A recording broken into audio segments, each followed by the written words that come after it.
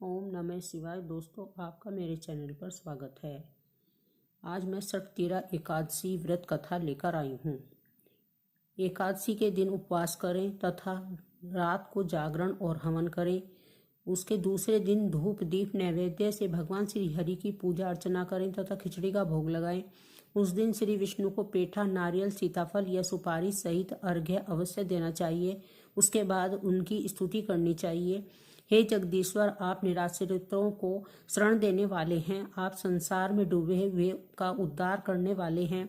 हे कमलनयन, हे मधुसूदन, हे जगन्नाथ, हे पुंडरीकाक्ष, आप लक्ष्मी जी सहित मेरे इस तुच्छ अर्घ्य को स्वीकार कीजिए। इसके पश्चात ब्राह्मण को जल से भरा घड़ा और तिल दान करने चाहिए। यदि संभव हो तो ब्राह्मण को गौ और तिल दान देना चाहिए। इस प्रकार मनुष्य जितने तिलों का दान करता है वह उतने ही सहस्त्र वर्ष स्वर्ग में वास करता है। इस उपवास को करने से जहाँ हमें शारीरिक पवित्रता और निरोगता प्राप्त होती है, वहीं अन्न, तिल आदि दान करने से धन धान्य में बढ़ोतरी होती है। इससे यह भी सिद्ध होता है कि मनुष्य जो और जैसा जैसा दान करता है, शरीर त्यागने के बाद उसे फल भी वैसा ही प्राप्त होता है। अतः धार्मिक कृत्यों के साथ साथ हमें दान आदि अवश्य करना चाहिए। शास्त्रों में वर्णित है कि बिना दान किए कोई भी धार्मिक कार्य संपन्न नहीं होता है। इस प्रकार 6 रूपों में तिलों का प्रयोग षटतिला कहलाती है। इससे अनेक प्रकार के पाप नष्ट हो जाते हैं। इतना कहकर पुलस्त्य ऋषि ने कहा, अब मैं एकादशी की कथा सुनाता हूँ। एक बार नारद मुनि ने भगवान श्री हरि से षटतिला एकादशी का महात्म्य पूछा। वे बोले, हे प्रभु, आप मेरा प्रणाम स्वीकार करें। षटतिला एकादशी के उपवास का क्या पुण्य है, उसकी क्या कथा है, कृपा कर मुझसे कहिए। नारद की प्रार्थना सुन भगवान श्री हरि ने कहा, हे नारद, मैं तुम्हें प्रत्यक्ष देखा सत्य वृत्तांत सुनाता हूँ, ध्यान पूर्वक श्रवण करो।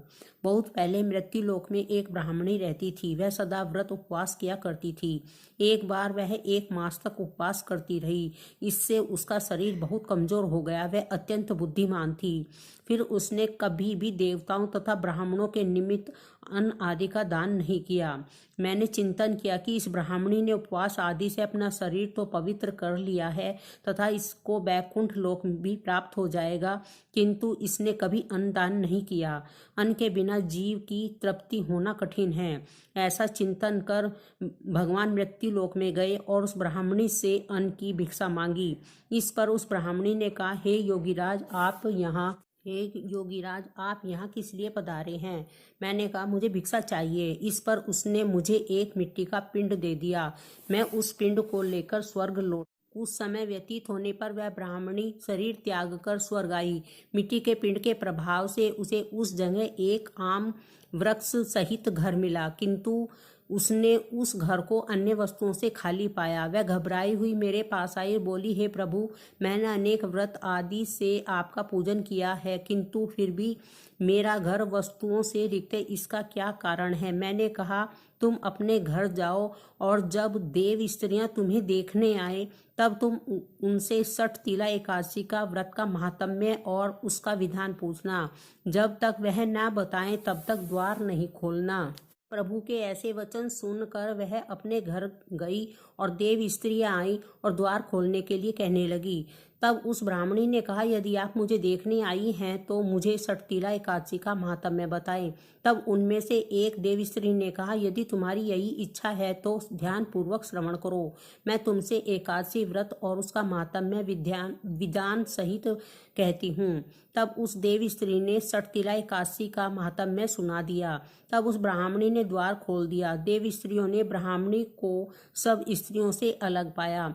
उस ब्राह्मणी ने भी देव स्त्रियों के कहे अनुसार षटतिला एकादशी का उपवास किया और उसके प्रभाव से उसका घर धन धान्य से भर गया। अतः हे पार्थ, मनुष्य को अज्ञान को त्याग कर षटतिला एकादशी का उपवास करना चाहिए। इस एकादशी व्रत के करने वाले को जन्म जन्म की निरोगता प्राप्त हो जाती है। इस उपवास से मनुष्य के सभी पाप नष्ट हो जाते हैं।